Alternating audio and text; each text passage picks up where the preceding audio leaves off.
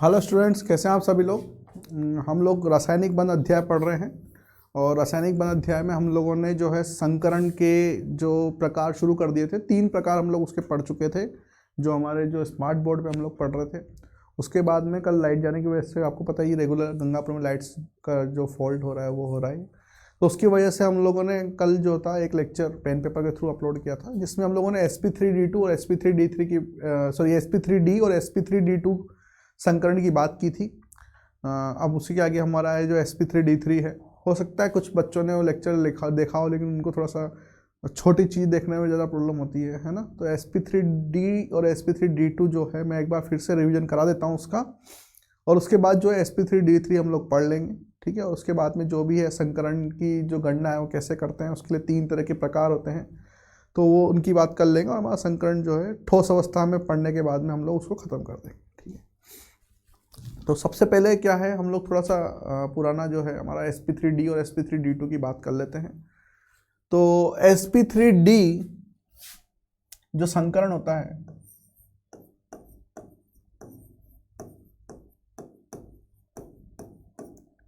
इसमें बच्चों sp3d जो संकरण होगा इसमें एक S होगा, 3 P होंगे, px py pz प्लस एक dz स्क्वायर होगा बच्चों। मतलब टोटल मिलाकर यहाँ पर 5 शुद्ध कक्षक होंगे। 5 क्या होंगे? शुद्ध कक्षक होंगे।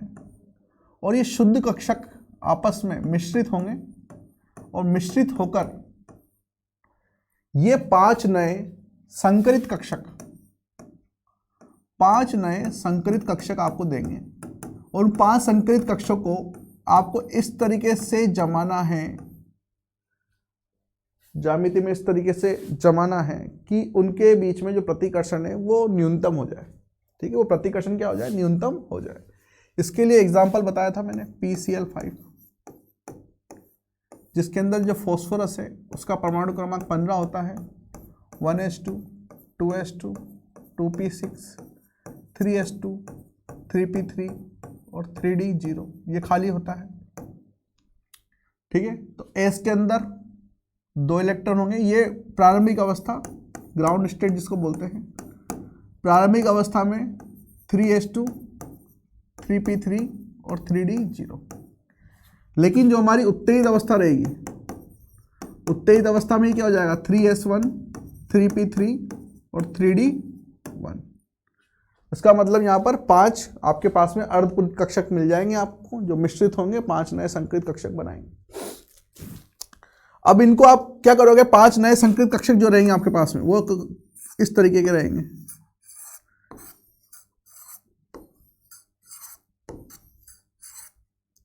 पांच नए संकरित कक्षक।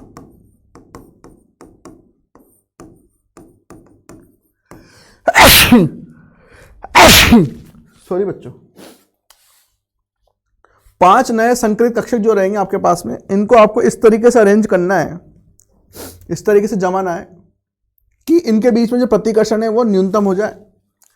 तो आप कैसे जमाओगे? देखो, P Cl Cl Cl Cl Cl, तो इसको जब आप लोग मिलाओगे तो यहां एक तरीके से आपके पास में ये बन जाएगा त्रिकोण। क्या बन जाएगा? त्रिकोण, ठीक है। और ये तीनों के तीनों जो त्रिकोण बनेंगे ये एक समतल में बनेंगे, एक ही समतल में बनेंगे, ठीक है। एक ही समतल में बनेंगे। तो ये एक ही समतल में बनेंगे, तो एक ही समतल में बने हैं, लेकिन ये 2 क्लोरीन जो हैं ऊपर और नीचे, उसमें जो एक ऊपर रहेगा और एक नीचे रहेगा। इसमें जो ये जो क्लोरीन ऊपर नीचे बन रहे हैं ये इस तरीके से बंध बनाएंगे कि ये पिरामिड की तरह दिखें। किसकी तरह दिखें? पिरामिड की तरह, ऐसे इसके साथ इसके साथ इसके साथ, ठीक है। ये एक तरीके के पिरामिड बनाएगा। तो पिरामिड जो रहेगा आपके पास में, तो 2 पिरामिड बनेंगे, एक ऊपर की तरफ और एक नीचे की तरफ। ये त्रिकोण और ये पिरामिड और कितने पिरामिड, 2 पिरामिड। तो इस तरीके से इस ज्यामिति का जो नाम होगा वो हो जाएगा त्रिकोणीय द्विपिरामिडीय।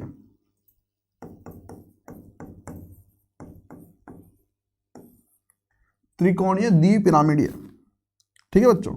और यहां पर जो एक तो ये बंद कोण होगा 90 डिग्री, और यहां पर जो ये बंद कोण होगा ये कितना हो जाएगा, एक ही प्लेन में अगर मैं 3 बंद बनाऊं तो 360 को 3 से डिवाइड करूं तो कितना हो जाएगा, ये 120, ये हो जाएगा 120 डिग्री, ये हो जाएगा 120 डिग्री। और 2 यहां पर क्या बन जाएंगे, पिरामिड बन जाएंगे।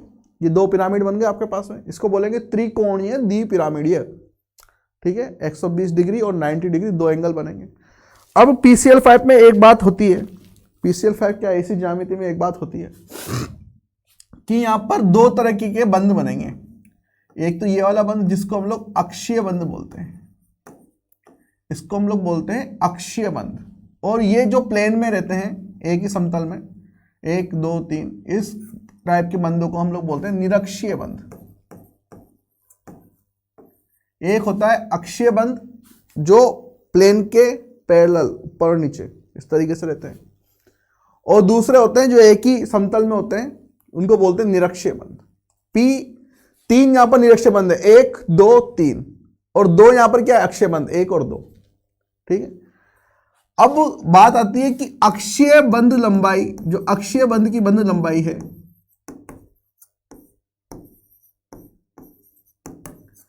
अक्षीय बंद की बंद लंबाई वो निरक्षीय बंद की बंद लंबाई से ज्यादा होती है।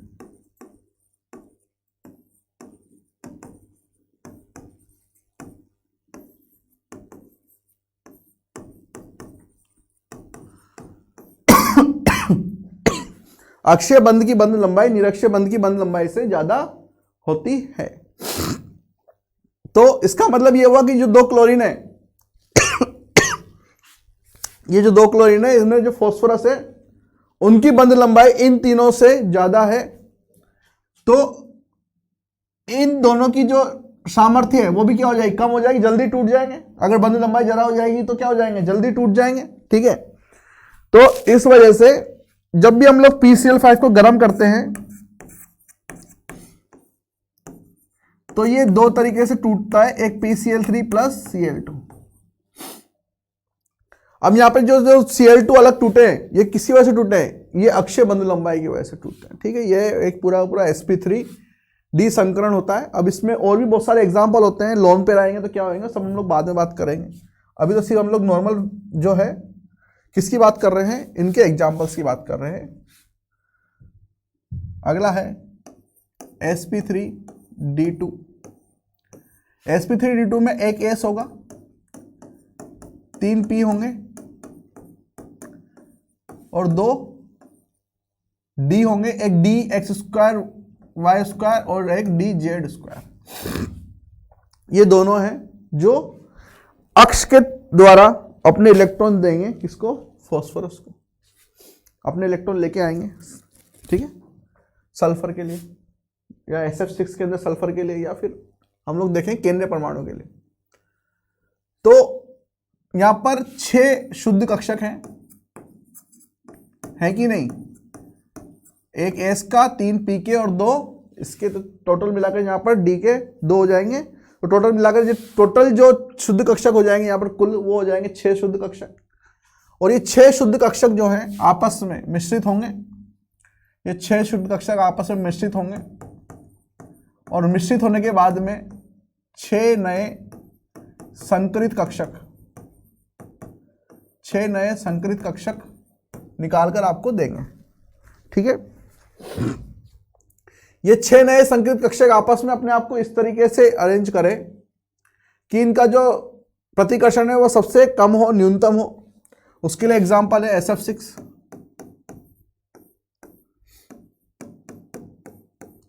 सल्फर का परमाणु क्रमांक होता है 16, ये होता है 1s2 2s2 2p6 3s2 3p4 और 3d0। इस तरीके से ये अपने इलेक्ट्रॉनिक विन्यास को रखता है। इसका जो प्रारंभिक अवस्था होती है उसमें 2 इलेक्ट्रॉन s में होते हैं, 3s में, 4 इलेक्ट्रॉन जो है 3p में होते हैं और 3d खाली होता है बच्चों। ये प्रारंभिक अवस्था है। उत्तेजित अवस्था में क्या होगा, ये दोनों इलेक्ट्रॉन जंप मारे कहां चले जाएंगे, आगे 3d में चले जाएंगे। तो 3d में कितने इलेक्ट्रॉन आ जाएंगे अयुग्मित, 3d में 2 अयुग्मित इलेक्ट्रॉन आ जाएंगे, एक ये वाला एक ये वाला। ठीक है, तो इस तरीके से 6 शुद्ध कक्षक आपको मिलेंगे अयुग्मित। ये भाग लेंगे किसमें, संकरण में मिश्रित होने के लिए। ठीक है, मिश्रित होंगे और संकरण में जो 6 नए संकेत कक्षक निकल के आएंगे। ठीक है, जिनकी एनर्जी, जिनकी ऊर्जा, आकार, ओरिएंटेशन, ये सब क्या होंगे, समान होंगे। और ये अपने आप को इस तरीके से अरेंज करें तो इनके लिए क्या होगा, सबसे जो अच्छा अरेंजमेंट होगा वो होगा कि ये अपने आप को इस तरीके से अरेंज करें जैसे मैं कर रहा हूं।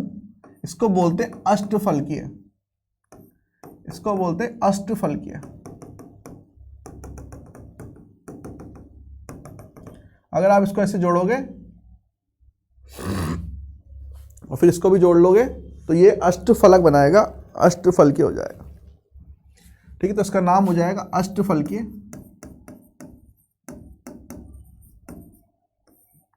या अगर आप इसको देखेंगे तो एक तरीके से ये वर्ग बना रहा है ना, वर्गाकार, और 2 फ्लोरीन ऊपर और नीचे हैं। ठीक है, एक फ्लोरीन ऊपर एक फ्लोरीन नीचे, तो ये 2 पिरामिड जैसे बनाएंगे, है ना, इस प्लेन के साथ में। तो यहाँ पर वर्ग है और पिरामिड भी है और 2 पिरामिड है, तो ये हो जाएगा वर्गाकार द्विपिरामिडीय।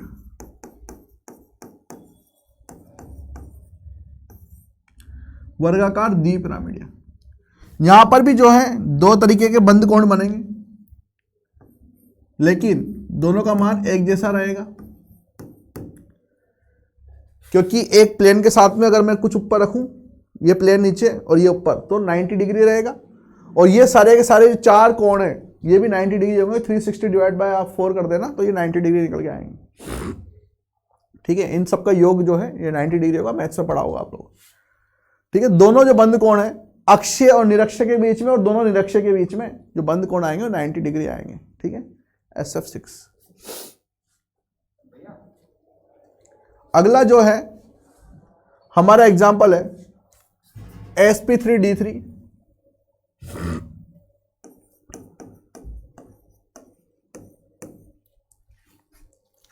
अगला एग्जाम्पल है हमारा sp3d3। आजकल के सैनिटाइजर जो है उसमें इतनी ज़्यादा स्मेल आ रही है सॉरी बच्चों, अभी मैंने सैनिटाइजर लगाया यहाँ पे लैब में, तो उस वजह से थोड़ी सी एलर्जी हो गई है, लेकिन डोंट वरी, ठीक हो जाएगी। sp3d3, तो यहाँ पर जो है एक S, 3p, px, py, pz, dz square, dx square, y square और dxy, ये 3 ले लेना आप। ठीक है, 3 d के, 3 p के और एक s का, टोटल मिला के 7 क्या है, यहां पर 7 शुद्ध कक्षक हैं। 7 शुद्ध कक्षक हैं जो मिश्रित होकर 7 नए संकरित कक्षक आपको बनाकर देंगे। 7 नए संकरित कक्षक आपको निकालकर देंगे। ठीक है, ये 7 नए संकरित कक्षक अपने आपको किस तरीके से अरेंज करें, इसके लिए हम लोग क्या करेंगे, एक उदाहरण लेंगे। उदाहरण है आपके पास में IF7। IF7 में जो आयोडीन है वो होता है 5s2, 5p5 और 5d0। ये S, ये 1 2 3 4 5, ये 1 2, और ये D जो है आपके पास में ये होता है खाली। लेकिन ये प्रारंभिक अवस्था की बात है। उत्तेजित उत्तेजित अवस्था में ये तीनों जो युग्मित इलेक्ट्रॉन है उनमें से एक एक इलेक्ट्रॉन क्या चला जाएगा, डी में चला जाएगा। तो इसका मतलब डी में टोटल मिला के अब की बार 3 इलेक्ट्रॉन अयुग्मित आ जाएंगे। तो एक एस का 3 पी के और 3 डी के, है ना। ये तीनों इलेक्ट्रॉन जो है यहाँ से जंप मार के चले गए यहाँ पर, ठीक है। तो 1 2 3 4, 3 यहाँ पर चले गए, तो 1 2 3, तो टोटल मिलाकर ये हो गए 7 शुद्ध कक्षक हैं। एक एस, 3 पी, एक डी जेड स्क्वायर, एक d x square y square और डी एक्स वाई। ये 7 के साथ क्या करेंगे, मिश्रित होंगे आपस में, है ना, क्योंकि इसकी सबकी जो है एनर्जी अलग अलग है, थोड़ी सी भी अलग अलग है, आकार अलग अलग है ना। तो ये 5 के 5 जो है आपस में मिश्रित, 7 के साथ आपस में मिश्रित होंगे, और मिश्रित होने के बाद में ये आपको जो है 7 नए संकरित कक्षक देंगे, 7 नए संकरित कक्षक इस तरीके से।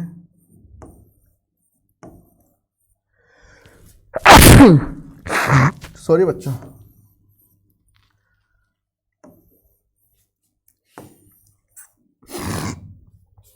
और ये अपने आप को किस तरीके से अरेंज करें, इस तरीके से देखो, आई एफ, वापस बनाता हूं इसको, आई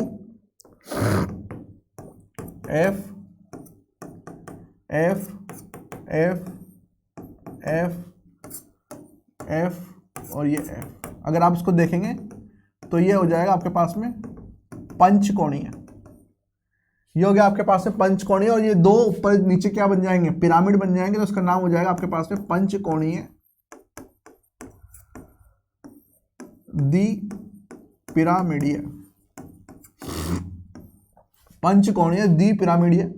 अब यहां पर जो बंद कोण है, 2 तरह के बंद कोण बनेंगे, एक तो ये बनेगा आपके पास में और एक ये बनेगा, ठीक है। ये जो बंद कोण बनेगा ये तो पता ही आपको, ये प्लेन में है सब एक समतल में, और ये प्लेन के ऊपर और प्लेन के नीचे। तो यहाँ पर तो आपके पास में 90 डिग्री का बॉन्ड बनेगा, और यहाँ पर 360 को आप क्या कर देना, 5 से भाग दे देना इस बार, तो ये 72 डिग्री आएगा। तो यहाँ पर 2 तरह के बंद कोण बनेंगे, ठीक है, 90 डिग्री और 72 डिग्री, ठीक है बच्चों। तो इस तरीके से हम लोगों को देखना है। ये था sp3d3, ठीक है। आगे अब हम लोग कल देखेंगे, आज थोड़ी सी मेरी एलर्जी हो रही है ना। कल हम लोग देखेंगे इसके अंदर, अगला जो लेक्चर रहेगा हमारा, उसके अंदर हम देखेंगे संकरण जो होता है उसको हम लोग कैसे गणना कर सकते हैं। 3 तरह के गणना के मेथड हैं, आपको अलग अलग जैसा ही पसंद आए। आपको अगर सब्जेक्टिव में किस टाइप से चलना है और ऑब्जेक्टिव में किस टाइप से चलना है, शॉर्ट ट्रिक क्या है, ये सब हम लोग आपको बताएंगे, ठीक है। कल तक बने रहिए, धन्यवाद।